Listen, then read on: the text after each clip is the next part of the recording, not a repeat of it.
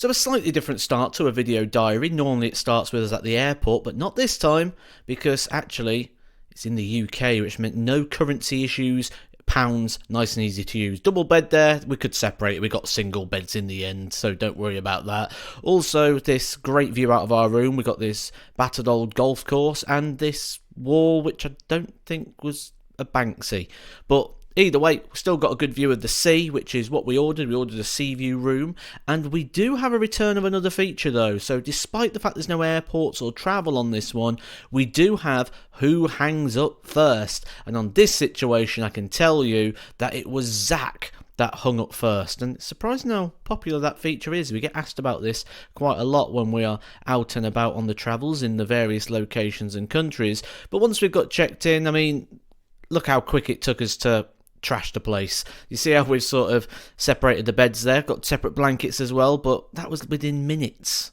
I don't know how we manage it all the time. But we did go down to the venue to take a look at the draw, also meet up with Steve Hine and Irene, his wife, and we sort of had an evening together. I hadn't seen them for a little bit of time, so it was nice to see those again.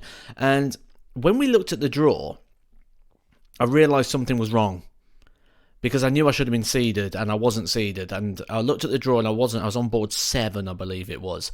Now, when they was made aware of that, they did rectify this, and they dealt with the situation very quickly, and I became seeded where I should be, which was seed number 11. Now, this is where I've seen a couple of comments about the draw that have just been a little bit controversial. So, the fact that the draw was wrong, that's okay, they fixed the issue. But what they did is they didn't redraw it. What they did is they moved me where I should be into position 11. The person who was seeded 16 went and took my place in the draw. And then everybody else moved. So we ended up moving about 8 players, I think it was, in the draw. Because everyone should bump down one, because me going in at 11, then 11 will become 12, 12 will become 13, and so on. So it actually made the draw a little bit inaccurate, and personally, I probably would have redrawn it, and that would have just solved any debate in regards to the draw. But yeah, I was left out of the seedings. But yeah, they sorted it very, very quickly, as they did with any issues that arose. To be fair to England Darts, they did deal with everything very, very well. It was an early night because it was darts day on Saturday, and first thing I'll do is just have a little look around the venue, and I can tell you I weren't as keen on the setup. Not anything in regards to it's with the board layout. So if you look at the boards there, they're quite close to each other, which means when you're marking, and this is something that I really don't like, when you're marking and the darts are flying either side, because I sort of get a little bit anxious. I'm going to get skewered with a dart. Didn't really practice with my headphones on. This was me making a TikTok. You can check that out on my TikTok channel, Matthew Edgar 170. Also some live streams and things on there, which I've done from the event. But getting practiced and prepared, as always, nice and early, couple hours beforehand. One of the things I do really like about these events is all the different standards and ages. You see Zach here actually played against a lad, I think he was 8 years old. And I love that. I love that sort of variety and the range of different performers and different sorts of standards. Really is one of the most enjoyable factors of this sort of standard of darts, or this level of darts and this type of open.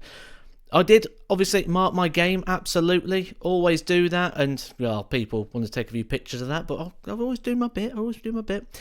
Playing wise, I actually played really well.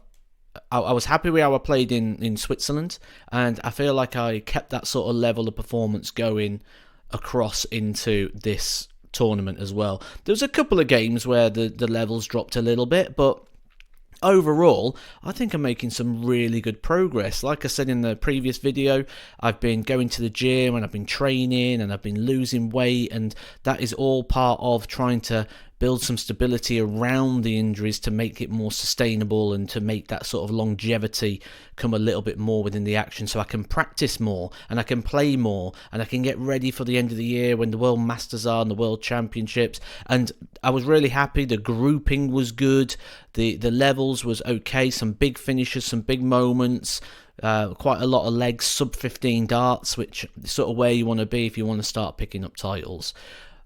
Got through to the last 16, played Mike Gillett. He was the top seed, I was the bottom seed. beat him 4-1. I think possibly a bit flattering. Mike Gillett missing a couple of opportunities and a couple of chances, and maybe 4-1, not the fairest of scores, shall we say, but I was certainly happy with that. Got me through into the quarter-final stage, where I played a player I've not come across before in Callum Francis, and I did feel a little bit maybe like I let it slip early on, missed a few doubles, and then he sort of really took advantage and hammered home that advantage. I went 3-2 up and then wasn't able to get over the line. It was Callum's brilliance in the end rather than my mistakes that sort of caused the issues. And yeah, I was really impressed with Callum and his composure.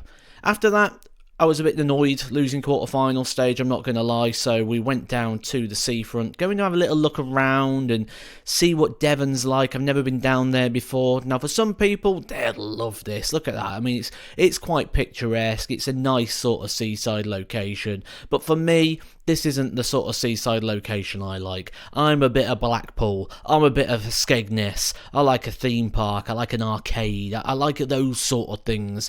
And I'm not sure that this was quite the location for me. A lovely little town and things, but I walk around the town. I expect to see arcades. I expect to see sticks of rock. I expect to see things shaped as different things. You know what I mean? And this was like arts and crafts and tea and cake rooms, and yeah, not for me. Not for me. So we did have a look round. We was debating what to do food-wise. There was a couple of sort of eateries there, but instead we thought the best possible option, because we had like an apartment, was to pick up some food at the location and then head back to the apartment to eat it. Now, what we did, we lived the dream. We went to the Chinese. We got Chinese, probably too much Chinese, I'm not going to lie. Look at this, far too much Chinese. And, you know, that's what you do. And chip shop chips. Chip shop chips with the Chinese. That is living the dream. Now, Zach did let me down and didn't really eat too much of this and left most of it to me. So actually, he ended up leaving quite a lot of this dinner. Zach, I mean, you look at him and you think he doesn't really eat a lot, and you're probably right, because he sucked at eating this weekend. Really did let me down on that Chinese meal. Sunday rolls around and I've drawn Steve Hine. Would you believe it? A good friend of mine, not seen him for a bit. We had a great weekend together, great to catch up with Steve again, but we drew each other, and it was a very, very good game, both in the 90s.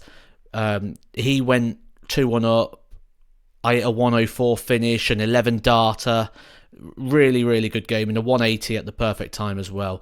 Got past against Steve Hine, ended up again last 16, Mike Gillett, same as the day before, and the result was the same as well, 4-1. A better game than we had the day previous. So I was happy with the improved performance, and 4-1, the same scoreline as it was the previous day. Same thing again, Mike Gillett missing a few opportunities, and I sort of cashed in and took my chances when they arose. Got me through again to another quarter-final stage, where again it's a repeat. Once again, Callum Francis, the same player I played the day previous, same scoreline, 4-3 in favour of Callum Francis. This one was a tight game all the way through. Really good last leg. I missed one dart at tops for a 114 finish. Callum in 2 darts took out the 78.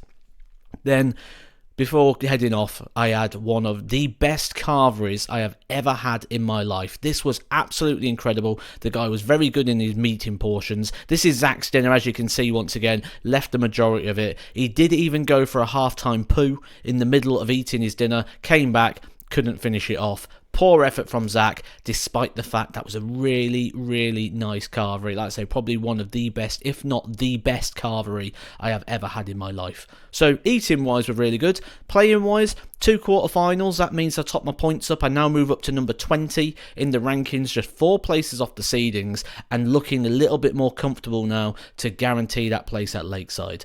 What I do next is I'm going to continue to practice the way I am, because it's clearly working. The smaller flights are working very well for me. The standard's doing good. The gym work's working, so I'm going to continue to go to the gym, continue just to do the little bits of practice, working towards August, where I'm going to really ramp that practice up. Now, there's nothing really for me to play in July. In a couple of weeks' time, there's an event over in Hungary. I might be able to go to that if I can sort out some transport. The other site's like an hour and a half, you see, on the other side, so it could get a little bit tricky in regards to getting from the airport to the venue, but I'm going to look into that, maybe go and check that one out, see if I can keep this sort of run go, try and play a bit more consistently, because one thing I noticed when I got back from Switzerland is I said, right, I need to play a bit more. I'm starting to find something here.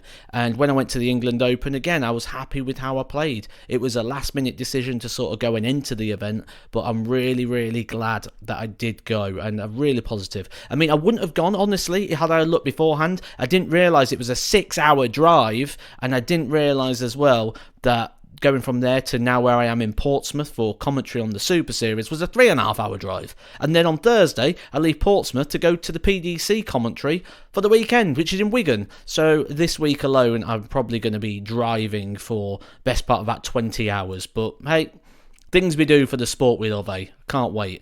And yeah, thanks for watching this video. Also, don't forget my new shirt is available for purchase in sizes from small to 2XL. Any of the social media platforms you can see here at the bottom of your screen, or you can catch me on the email address that I'll put somewhere up on the screen. If you want those shirts, do drop me a message. We'll sort it out, and we'll catch you soon for some more Edgar TV.